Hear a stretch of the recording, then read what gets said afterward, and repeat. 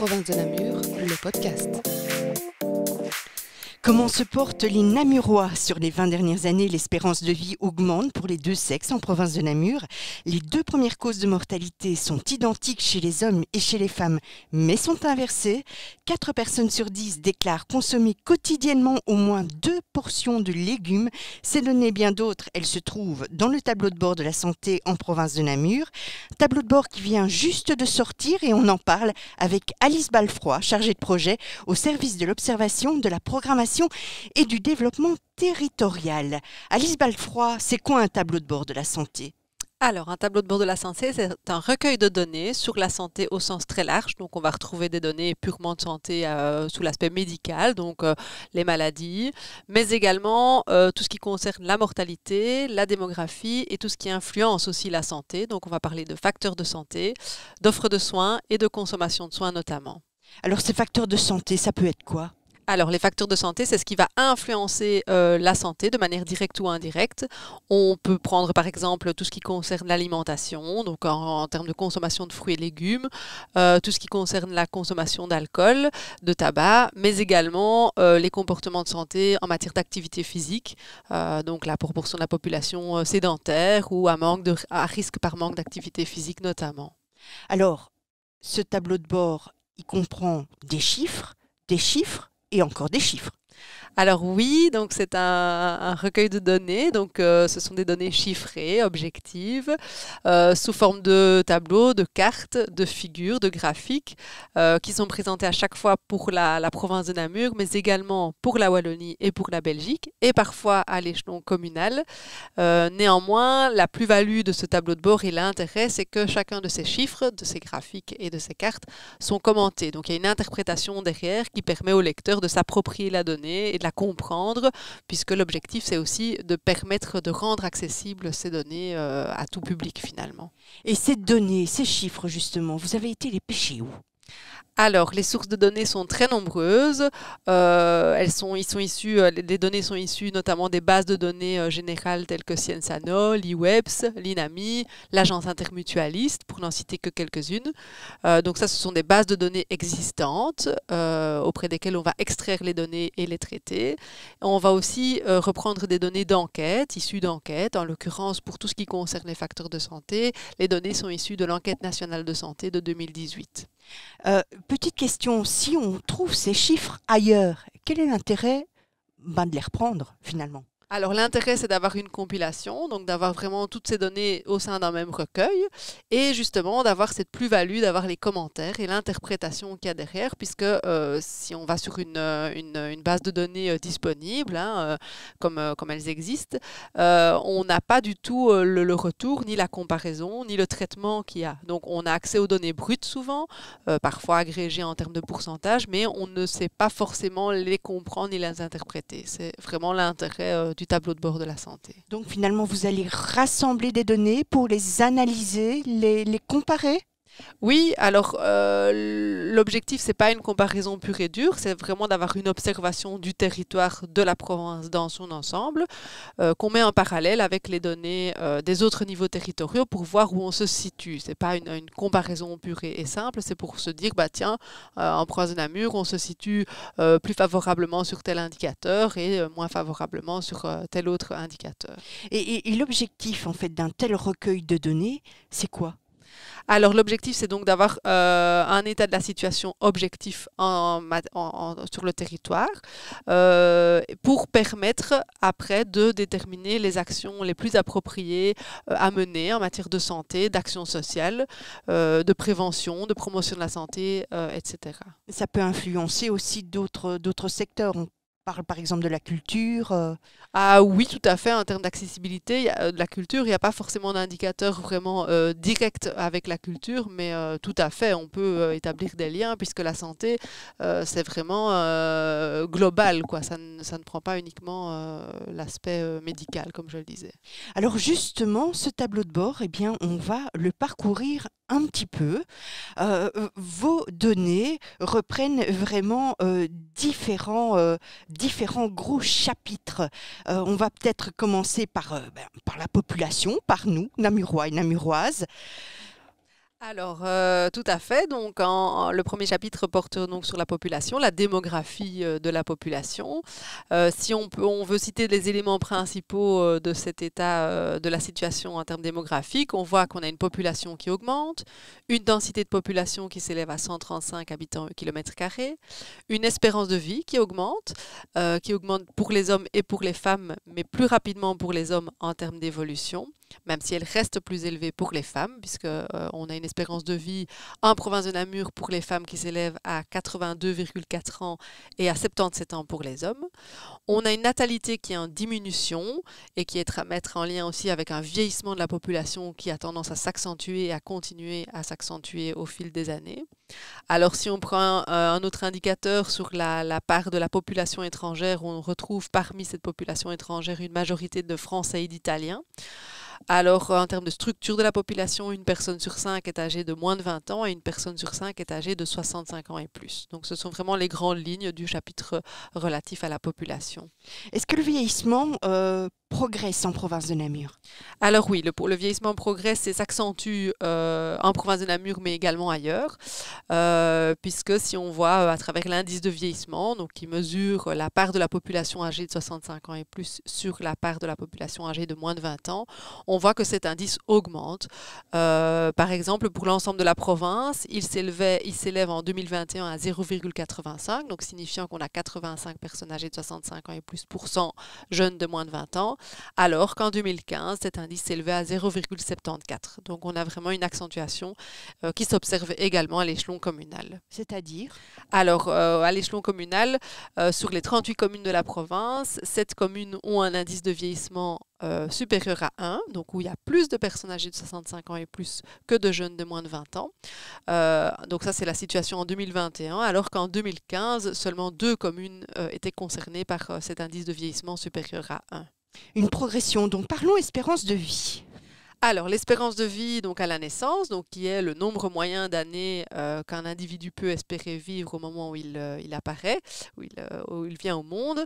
Cette espérance de vie augmente, puisque si on observe l'évolution entre 1995 et 2019, elle est en augmentation constante.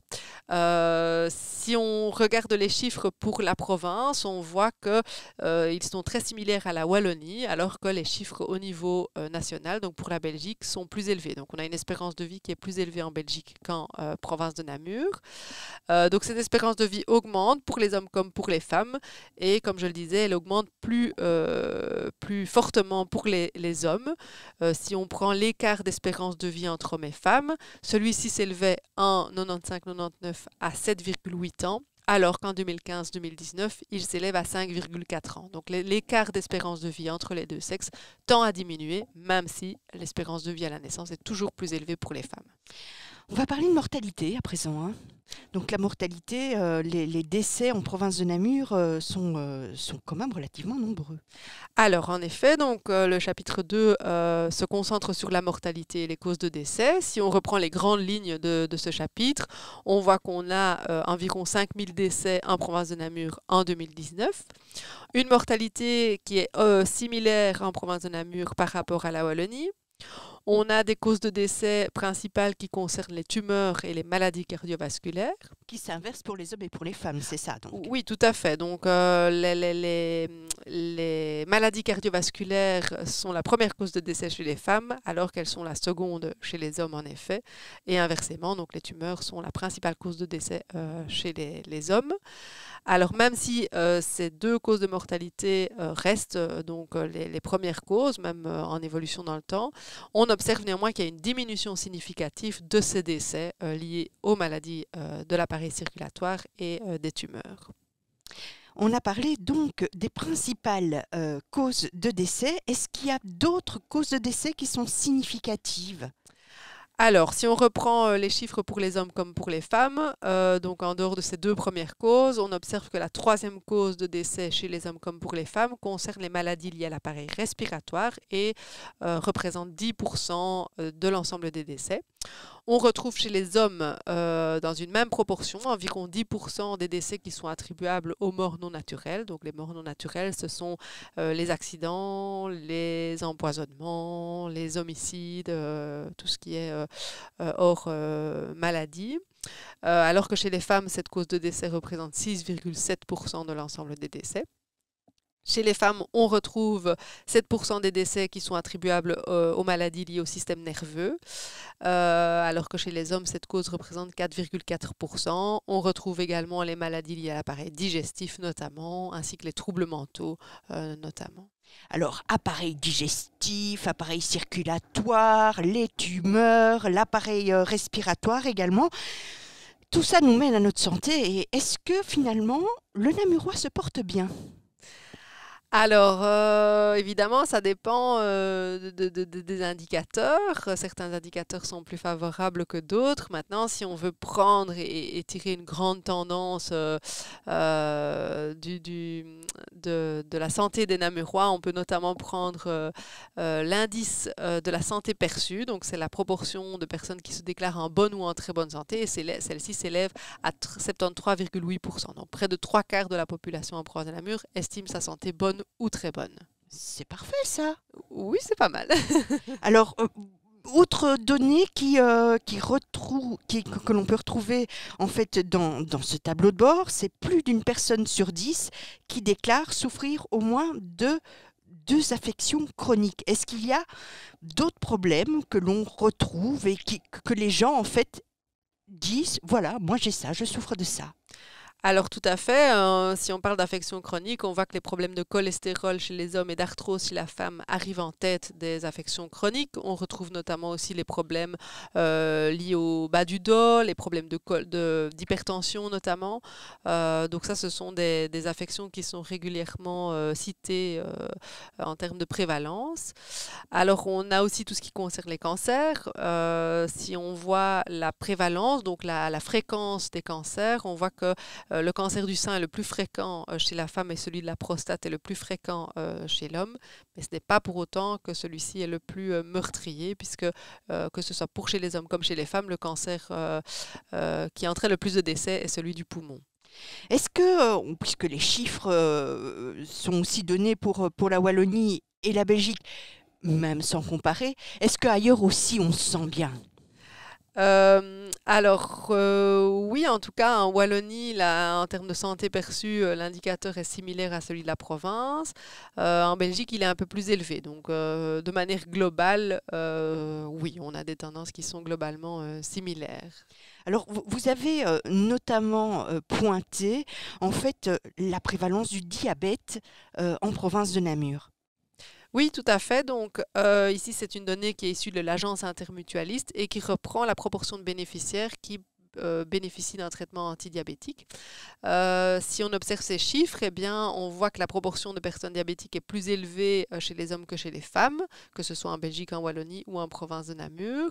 En détail, on voit que 7,5% des hommes en province de Namur sont diabétiques pour 6,4% des femmes. Est-ce qu'on peut lier ça à un niveau de vie, à un niveau... Tout à fait. Donc, il y a un lien significatif entre le diabète et le niveau d'éducation de la population, puisqu'en Belgique, 13,3% des Belges non diplômés ou qui n'ont pas un diplôme supérieur à l'enseignement primaire déclarent souffrir du diabète, contre 3,6% des Belges qui ont obtenu un diplôme d'études supérieures. Donc, il y a vraiment un gradient entre la maladie et le niveau d'éducation qui ne s'observe pas uniquement pour le diabète, mais pour d'autres indicateurs également. Alors, autre plaie, si on peut dire, le cancer. Alors, le cancer, donc en effet, qui vient en première ou en deuxième cause de mortalité, donc en matière de décès. Donc, le cancer, si on observe la proportion de décès par cancer, par type de cancer, on voit qu'en premier lieu apparaît le cancer du poumon. Donc, chez les femmes, il représente 18,3% des décès par cancer. Chez les hommes, il représente plus de 30% de décès par cancer, de l'ensemble des décès par cancer. Chez les femmes, la deuxième cause de décès par cancer, c'est le cancer du sein. Donc, comme je le disais, c'est celui qui arrive en première position en termes de prévalence, d'incidence, mais il arrive en deuxième position en termes de décès, puisqu'il représente 17,1% des décès par cancer féminins. Toujours chez les femmes, le cancer qui arrive, le plus meurtrier, qui arrive en troisième position, c'est le cancer colorectal, qui représente 11% des décès par cancer. Vient ensuite celui de la lymphe et du sang, du pancréas, des ovaires, des voies aérodigestives supérieures et de l'utérus notamment. Chez les hommes, donc après celui du poumon, vient le cancer colorectal également, qui représente à peu près 10% de l'ensemble des décès par cancer. Celui de la prostate, qui arrive en troisième position en termes de mortalité. Celui des voies aérodigestives supérieures, de la lymphe et du sang et du pancréas également. Alors, on en parlait en début de notre entretien. Il y a aussi des facteurs de santé qui sont assez divers et donc on va pouvoir élaborer un profil finalement des habitants de la province. Tout à fait, donc il y a de nombreux facteurs de santé qui influencent celle-ci. Alors, comme éléments principaux dans ce chapitre, on peut retrouver notamment le fait que les habitants de la province sont majoritairement détenteurs d'un diplôme de l'enseignement secondaire supérieur. On observe également une disparité en termes de revenus entre les communes. Un peu plus d'une personne active sur 10 est au chômage, plus d'un ménage sur 10 est monoparental. Une personne sur 7 en province de Namur est considérée comme obèse. On a une consommation de légumes qui est plus élevée que celle des fruits et plus d'une personne sur 6 est fumeur quotidien. C'est énorme quand même ça. Oui, tout à fait. En termes de consommation de tabac, on voit que celle-ci est plus élevée d'ailleurs chez les hommes que chez les femmes, puisqu'en province de Namur, en 2018, près de 20% de la population masculine fumait de manière quotidienne, contre 11,6% de la population féminine. Vous avez également évoqué l'obésité en disant qu'une personne sur 7 en province de Namur est obèse. Là aussi, on peut voir des liens. Oui, tout à fait. Donc, en effet, plus de la moitié de la population masculine en province de Namur est considérée comme étant obèse, 51,9%. Et alors, c'est vrai que ces données peuvent être liées avec le niveau d'instruction, puisque plus celui-ci est faible, plus la proportion de personnes en excès de poids augmente et inversement. Donc, il y a à nouveau un lien entre le niveau socio-économique finalement et le statut nutritionnel. Alors parlons de nos habitudes. Il y a les bonnes habitudes, consommer des fruits et légumes. Oui, tout à fait. Donc, la consommation de fruits et de légumes, on observe que la consommation de légumes, tout d'abord, est plus élevée que la consommation de fruits, puisque si on prend les chiffres en province de Namur, environ 40% des hommes comme des femmes déclarent consommer au moins 2 portions de légumes par jour, ce qui est plus élevé que la consommation de fruits, où là, on est dans des consommations de l'ordre d'environ 30% de la population qui déclare consommer quotidiennement des fruits. Notons que en matière de consommation de fruits et de légumes, la prévalence, le pourcentage est systématiquement plus élevé pour les femmes que pour les hommes. Donc les femmes consomment davantage de fruits et de légumes que les hommes. Alors on a parlé de bonnes habitudes, parlons de mauvaises habitudes. Moi j'ai la chance d'avoir arrêté de fumer il y a 15 ans, pas 15 jours. Est-ce qu'il y a encore beaucoup de fumeurs en province de Namur ? Alors, en termes de proportion de fumeurs quotidiens, donc c'est une donnée qui est issue de l'enquête nationale de santé, on a 19,3% des hommes qui fument quotidiennement pour 11,6% des femmes qui fument quotidiennement. Par rapport aux données précédentes, on a une diminution globale de la proportion de fumeurs. Passons à un autre chapitre. On a presque terminé notre aperçu. L'offre de soins et de services. À un certain moment, on disait qu'en province de Namur, il y avait des régions où en fait le manque de médecins était criant. Alors, tout à fait. Donc, la pénurie de médecins généralistes concerne de nombreuses communes. Et en effet, on constate une grande disparité d'une commune à l'autre en termes de densité de médecins généralistes. Si on prend le chiffre global, on a un médecin généraliste actif pour 892 habitants. C'est relativement plus favorable que pour la Wallonie prise dans son ensemble, puisque là, on est à peu près 1000 habitants par médecin généraliste, mais on observe vraiment des grandes disparités. Donc, il y a des communes qui sont mieux loties que d'autres à ce niveau-là. Est-ce que, en général, les Namurois ont un médecin attitré ? Oui, tout à fait. Presque l'ensemble de la population a un médecin généraliste attitré en province de Namur, oui. Et en province de Namur, on suit d'assez près en fait sa santé. Est-ce qu'on consulte beaucoup? Oui, tout à fait. On a des consultations fréquentes. Maintenant, si on prend par exemple les consultations chez le dentiste, eh bien, plus de 6 habitants sur 10 ont consulté un dentiste au cours de l'année.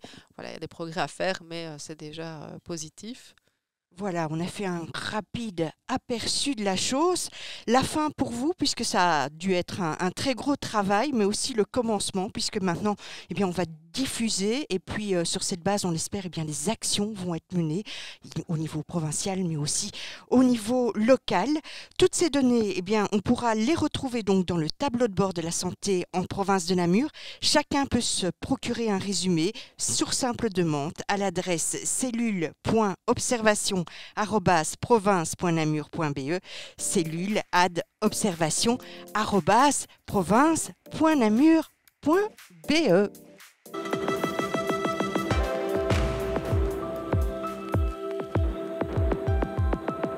Province de Namur, au cœur de votre quotidien.